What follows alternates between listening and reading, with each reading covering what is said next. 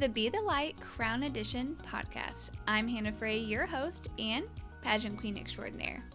Fun fact, while most people are resistant to change, I'm excited by it. So this podcast is designed to allow me to be the light for others. By sharing my experiences across countless topics where I demolished my fears, prejudice, expectations, and rebuilt brick by brick. My hope is I can encourage you to seek knowledge, implement change, and above all, trust in God. So let's get to it. It's time for some you time.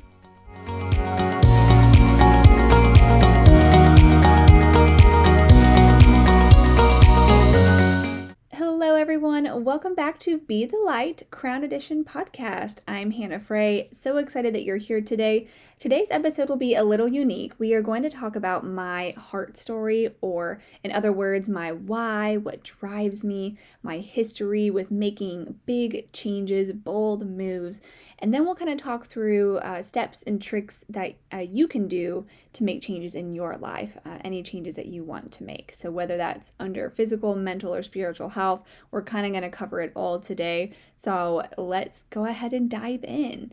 Again, if you're new here, if you don't know me, I definitely have a unique history and we don't have enough time to talk through all of it.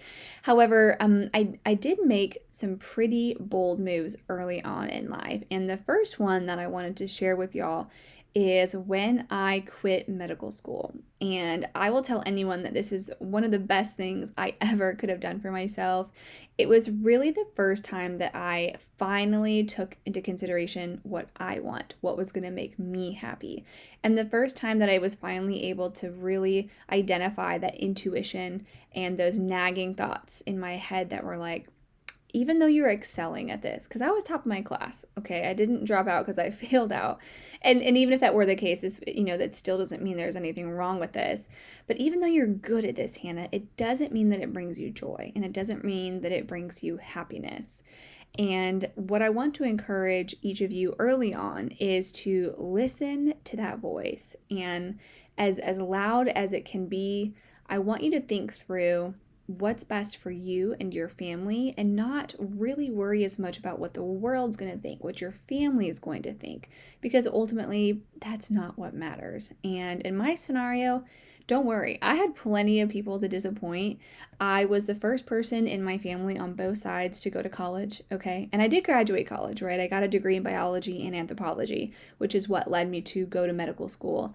And so that's great. And everyone, is primarily coming from a lower middle class or growing up very poor. In my family, personally, we had lots of times where we would definitely be considered poor or very lower middle class. And there was this big weight on my shoulders. Hannah, you are smart, you are capable. This is a profession where you can make money and have security in your life. And having that security was something I really craved deeply, and is a big reason why I clung to the idea of being a doctor was going to solve all my problems. Not to say that I didn't enjoy helping people, because I do. That is still something that I very much enjoy doing. Hence, let's think about the podcast, right? But there are so many ways that you can help folks, that you can encourage folks that don't just fall into a single bucket. So it took time, right? Let's think about 4 years of undergrad, okay? Getting a degree in biology. There were moments that I loved that, and a lot of great things came out of my undergraduate career, and I was at a sorority. I made great friends. I learned a lot, and then I go to medical school. Okay, so I chose to travel abroad. I didn't have that opportunity in undergrad. I was always working too many jobs, and it just was never financially feasible.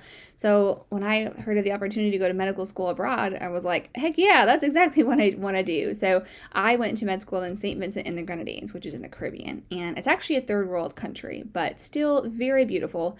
There plenty of folks do vacation there in the neighboring islands, but where we were at was very poor, low income, which had its benefits, right? So being in medical school, we could practice early on, have those, free clinics and what have you. And again, I was doing really well, but early on, there was like this pit in my chest and in my stomach, like this tightness of my chest that just didn't go away with sleep. It didn't seem to be directly tied to like the test or, the skills lessons that we were doing. It was like this ever-present growing and mounting pressure And I hope no one's ever had to experience that, but if you have, it's a very good indication that your body and your mind and God is telling you it's time to make a change. And there was finally a moment about 8 months in where I was like, that's it. I can't do this anymore. And I just made the decision. I booked a ticket. I told my professors, look, I'm dropping out. This isn't for me. All those conversations were hard. My fiance at the time, my husband now, was back in the States because he couldn't, work on the island. And, that completely changed the trajectory of what he was doing for his year. Everyone in my family, of course, thought I failed out, assumed I was a failure, kind of wrote me off, didn't speak to me. I mean, it was a lot, but I tell you, I was never happier. And I came back from medical school, from the island, as I like to say. No job lined up. Okay. No apartment lined up. I mean, I had my fiance, which was great, couldn't live where he was at. So we both had to find a new place because he had roommates that, so his place was full. Little to no money, right? I had put all these expensive flights on my credit card. Credit cards are maxed out. By the way, we're engaged. We were also planning a wedding. So we completely shifted our focus from planning our wedding for 2 years out to now a lot sooner. And it was mass chaos, okay? There was a lot. But it always felt right. Like everything, every choice that we made, it felt good. It felt right. It just validated that this is what I was meant to do, okay? That leads me on to like the career that I have now, which I love. I love what I do. I love my job. I work very like broadly in email marketing. Okay, I work for an ESP, email service provider, that is a platform that hosts people's email marketing, and I do deliverability, which double bonus points if you know what that word even means. But that's what I do. So very niche. So okay, so how does one get from, in 2015 to having no job and a med school dropout to now, less than 10 years later, just flourishing in my career and really finding myself. And that's what I want to share with y'all. Those moments, those choices, and kind of how I felt empowered to make big changes. Okay, so that was the first one, like biggie, right? And that, I think that was like a little addicting to me. I was like, wow, I did that. Like, mind you that the island was like 3,000 miles away from home. Okay, so this is major, a major move there and back. So let's talk about the next big change that I made. So I end up, long story short, I worked at Verizon for a little bit, just like find me a job where I can talk to people, like that's great. And then by just total God's intended plan, right? There was someone who worked at Verizon who was like, I've always thought about getting into medical sales. And I didn't even know what that was. I was like, what is that? Like, so I did some research, and I found a company that was hiring in Columbia, Missouri, which is where I was at the time, and got the interview and got that job. And that was just like a light bulb moment for me. I'm like, oh, there are other jobs in healthcare related to like my background. Like maybe that's what I'm supposed to do. And made a lot more money. So that was a little bit more money. So that was great. And did that for a few years. Okay, so fast forward to Skylar and I are married. We buy our first home. Okay, I get a new car. We get a dog or two. I'm not sure if we had Lily and Leo yet, but like we're vibing, right? Like we're not talking kids yet or anything like that. We live in Columbia, Missouri. It's a few years, say 1.5 years that we owned the home, or close to 2 years that we owned the home. Okay, so this is a few years after coming back from med school. And I'm getting that feeling again. Y'all, it takes a little bit of work to identify this feeling. It was just like, there's more for you out there, Hannah. It was almost like this voice in my head. It wasn't God speaking directly to me, because at the time I didn't have the Holy Spirit in my heart. I firmly believe that. We were not going to church regularly. We were not praying regularly. We were not honoring God as we should have. But still, in some way, right, there was this voice in my head, and it's like, Hannah, you're not done. And so one of my very best friends, Jenny, lives outside Chicago, right? We were sorority sisters in college, and she tells me about the company she's working for, and she's like, almost certainly as a joke, right? Just offhandedly was like, oh my gosh, like you should apply for this job that I'm at, LOL, and move to Chicago.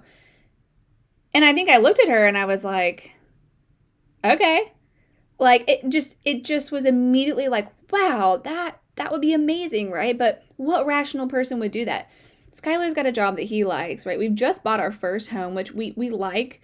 We've got dogs, we've got a new car. Like that is just terrifying. But again, it's just I'm excited by change. I was excited to learn and see what it can mean for me. And taking the steps towards change doesn't have to be risk, okay? And it doesn't have to be scary. So what I want to encourage you is just write out the steps and decide like where is it a no-go? Okay, what are your non-negotiables? So for me, it was the initial idea of like, would we be happy as a family, like outside Chicago? Like, is that working in downtown Chicago, like, is that even feasible? Okay, so have that conversation with the relevant parties, in this case, my husband. Could just do the interview, right? Like, do I like the job? Do the interview. Just feel it out. You can always say no. That does not commit you, okay? Until you sign that offer letter. And even that, I'm sure you can back out. Determine if financially it makes sense, if you guys are willing to take the risk. Guys, again, worst case, you uproot, you move to Chicago. It did require selling our home, right? And then going back to renting. Okay, you hate it. Move back to Columbia, Missouri. Like, once you start to list out, and we'll go into this more whenever I talk through my instructions of like what to do, but truly, once you list out like what are you actually afraid of, it becomes less scary. Okay, I think at most what I was afraid of is people thinking I was crazy. Well, that in and of itself is insane. Who cares, right? You should do what is best for you and your family. And I think I was still coming off the heels of like, wow, people still think I'm a failure from quitting med school, and I'm just had this drive to prove that I'm worthy, and that really shouldn't be how we operate, right? The only person that we have to worry about whatsoever is Jesus. Okay, he's the only one that matters. All right, let me just be clear. But we all have those thoughts, right, of what people think of us. Okay, so long story short, do the interview, love the company, we decided to sell our house. We move into it, by the way, absolute crap hole of a rental in like a super crappy suburb of Chicago. Just hilarious. We just didn't know. Skylar didn't have a job lined up when we moved. There was just a lot. And we were okay with that. Again, that was part of the risk. Like, we're going to be coming from a house that we loved to a crappy rental. Okay. Nothing's permanent, right? So I'm there for a year and a half. The whole time loving what I'm doing, company goes under. Okay. This happens to both Jenny and I, right? We were still both working at the same company. She lands a great job. I land a great new job. Okay. Everything's fine.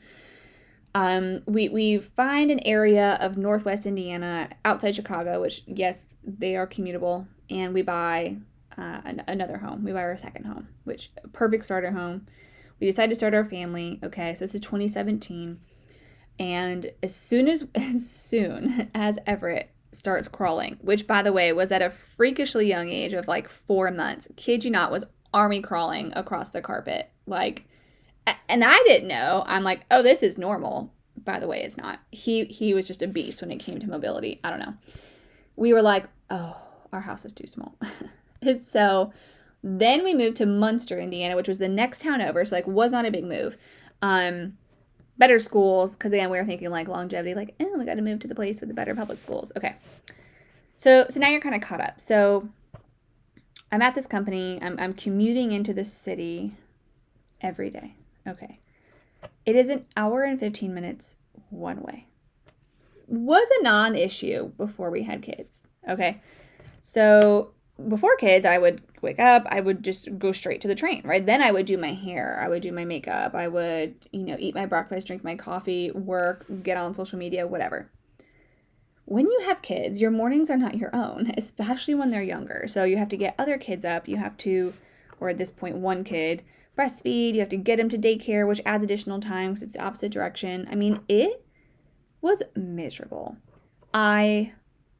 So we're kind of coming into like this final big transition that most of you are more familiar with because this is a more recent transition, which is our move from Chicago to the south to Mississippi. Okay, so I just like kind of laying the scene here. So in addition to the commute was difficult, right? I couldn't work full time. I had to do a thing called intermittent FMLA, which was just work 34 hours a week, I think, and only get paid 34 hours a week. But that allowed me to leave for the train like an hour earlier than my day was supposed to end because the trains only ran at certain times and I had to get home in time to grab him, to feed him.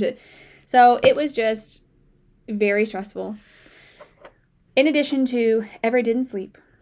He sucked at it. Sorry, Everett, you did. He was not a good napper. He was not a good sleeper.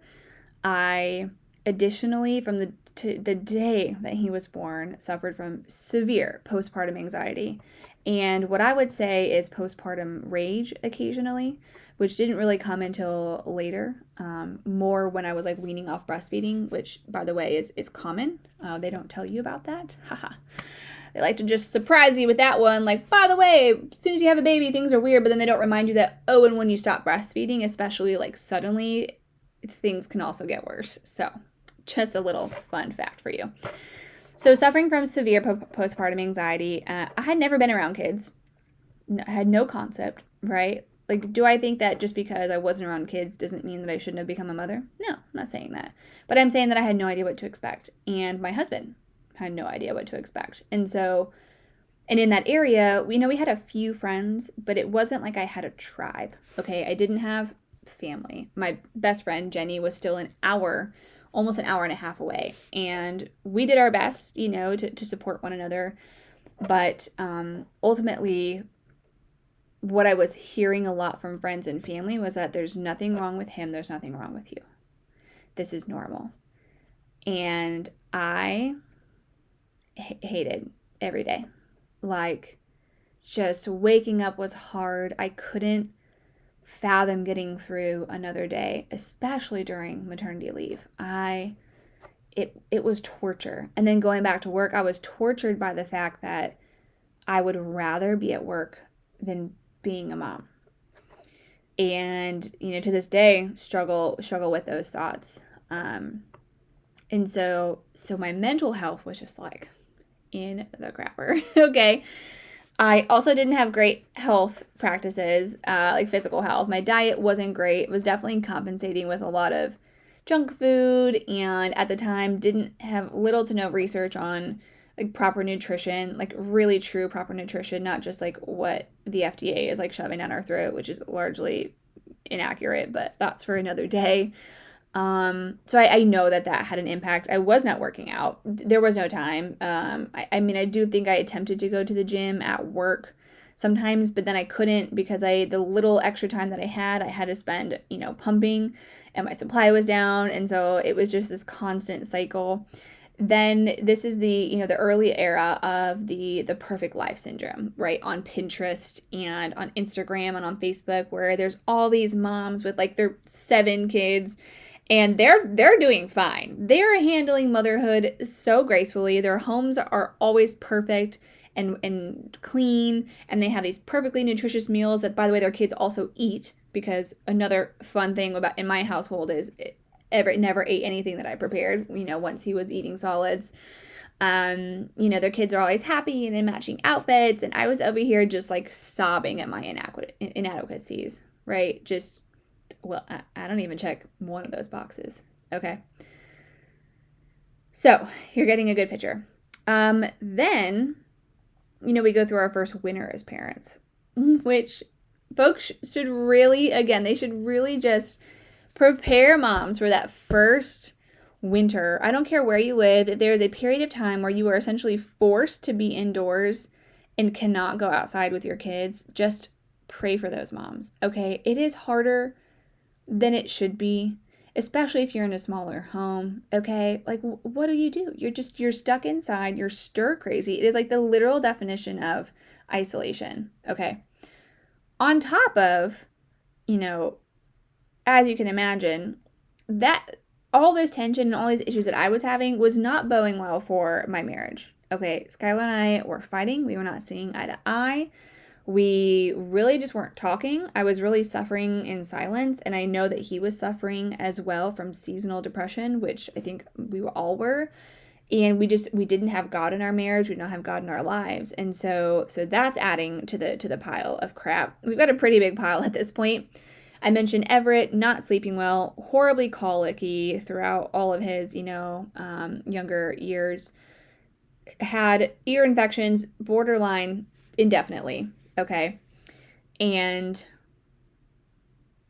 acid reflux, and I mean, just always sick.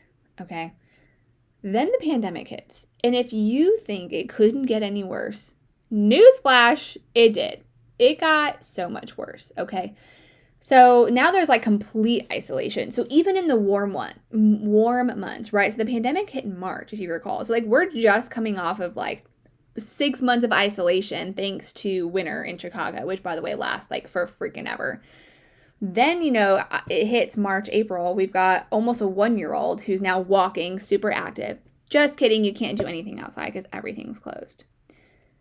Y'all, that was it for me. Just utterly wanted to throw in the towel. Like, nothing was working. None of it. So that was rock bottom. Okay.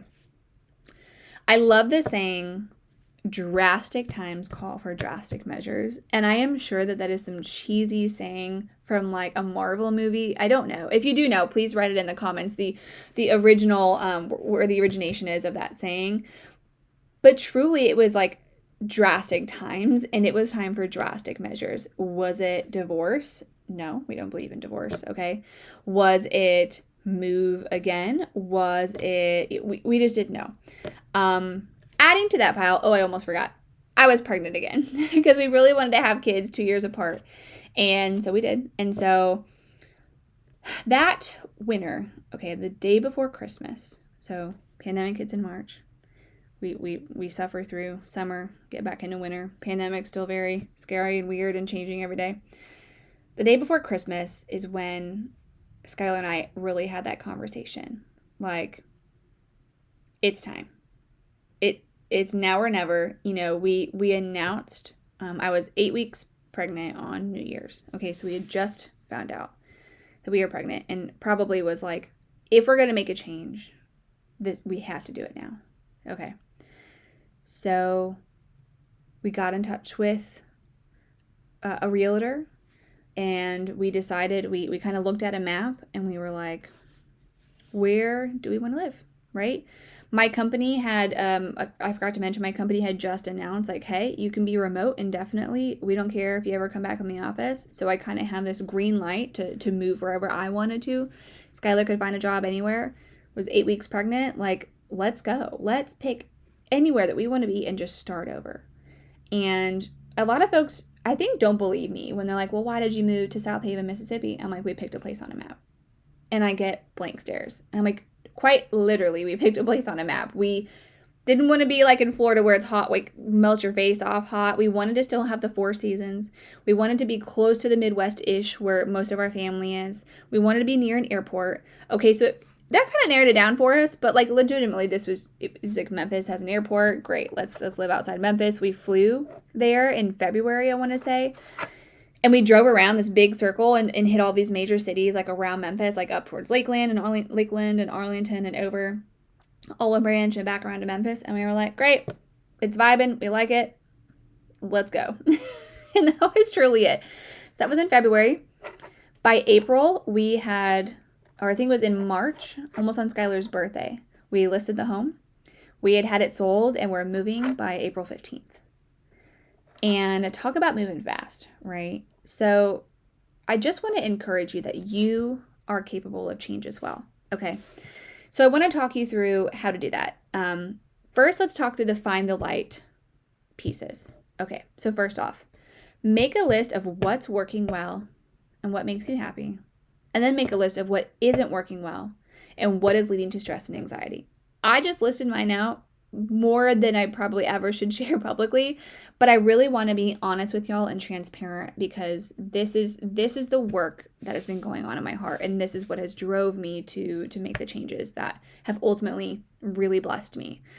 So some things, for example, that I wrote down. We hated being stuck inside. Hated it. How can we fix that? Well, we can't change the weather in Chicago, but we can move somewhere where the weather's better, right?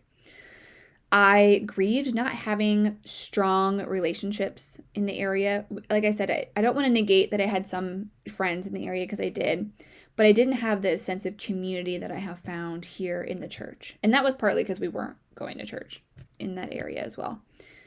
How can I fix that? well, I could continue to work on the beginning relationships that I had, or I could just move to an area and really commit myself to finding circles where relationships were prioritized. Okay. Skylar wasn't loving his job. He was not respected. He was not treated well. And so, for him, it was like, I need to work for someone or work someplace that values family. And that was something that he needed to change. Okay, so that's your exercise. Then I want you to list out, like I mentioned, all the possible solutions. The sky is the limit. I don't care at this point if it makes sense or it's financially too hard, or just list out all the possible solutions. Worst case, best case, everything in between. And then next to each of those, list out best and worst case scenario. Okay, so now you have a list of everything that's working well, everything that's not working well, with specific examples. You are going to list out then some possible solutions. And if you were to implement those solutions, best case and worst case scenario. Okay, so some things that we had to list is like, all right, well, if we go to sell our house, worst case, we can't get rid of it. Now, if you remember the housing market last year, this was really not an issue, but it was still a concern that we had, and we had to be okay with, okay, we can't get approved for another home until we sell this home. So are we okay with renting? Okay, so you do have to write that stuff out, but as soon as you verbalize it, it becomes a lot less scary. And then you can start working towards, solutions. Okay, in terms of being the light. So maybe you're closer to where I'm at, where it's like I don't need to make any big changes. I'm really just trying to find smaller things that I can improve, or I already have the same philosophy as you, Hannah, and what are some tips that you have? So in this regard, I would just prioritize things from biggest impact to smallest. Okay, nobody has infinite time on their hands to make progress and to make changes. So just prioritize biggest impact to smallest. And this can be for big things, small things, what have you. I'll give you an example. So one thing that I was hating about our house that we live in, okay, it was in the dining room.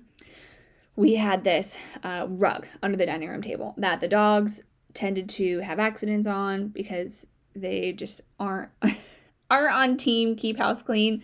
Also, it's where the kids ate, so it was just constantly messy, and I just found myself being so miserable every day, like being in the dining room in general and just like looking at it, right? And I'm like, this is impacting my mood every single mealtime. Like, that is a big chunk of my time. Okay, so my possible solutions, right? Like, get rid of the rug, get rid of the dogs, get rid of the kids. Okay, so most likely option is going to be get rid of the rug, right? Well, I found a rug that I could throw in the washing machine. Okay, so this just took the task of if it does get messy, if we can't kind of curb the behavior, which you can't keep kids from throwing stuff on the floor sometimes, and you want to have a rug because the rug aesthetic makes you happy, like, then throw the rug in the washing machine. And I just decided to invest the money in an expensive rug that you could throw in the washer. Okay, so that's just an example. Next, I want you to just to do research and ask your circle for advice, right? Don't be afraid to put stuff out there, whether it's on social media, whether it's in person, like, hey, I'm dealing with this thing, what do you think? Or like, have you ever, come across this before? Community groups are great for that if you're tuned into one. Social media is a great place for that, right? And then lastly, I want to encourage you to share your progress. Some of the best feedback, advice, and the best compliments that I've ever gotten were that, Hannah, I just love that you're being vulnerable and honest with like your progress with your fitness journey, or with your, your food journey, or with your home renovation. It's so inspiring, and like, it wasn't the end result that inspired folks to make changes in their lives. It was the progress, okay? So if you're ready to be the light for others, share your progress. Share your why behind making changes. And it's really going to empower folks to do the same. Okay.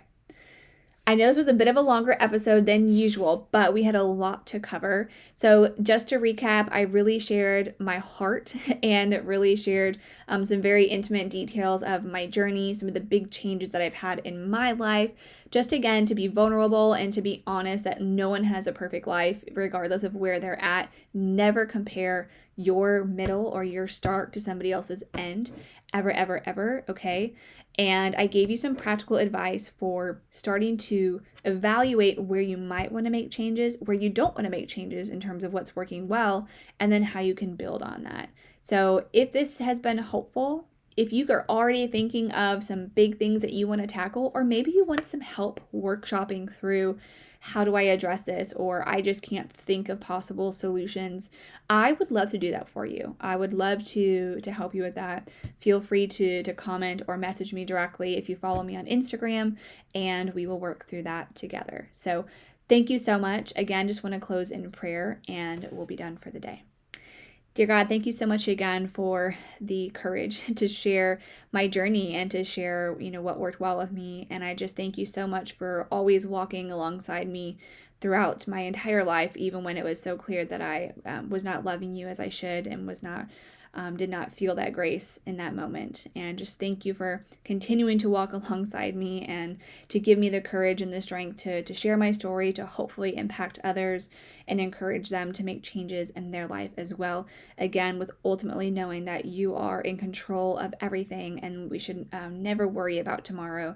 We should always just trust in your vision and learn to pray and listen to you. In Jesus' name we pray. Amen. Thank you so much, and we'll see you next time.